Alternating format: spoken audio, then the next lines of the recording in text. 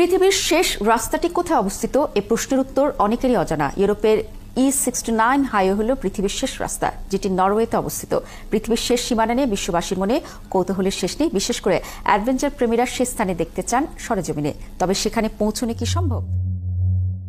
দীর্ঘ এক পথ, আলো অন্ধকারে মোড়া, বরফে ঢাকা, নিঃসঙ্গ।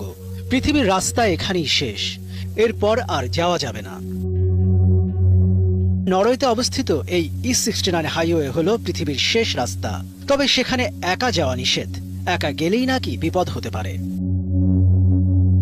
পৃথিবীর শেষ রাস্তাটি উত্তর গোলার্ধে অর্থাৎ নীলক্ষরেখার উপরের দিকে।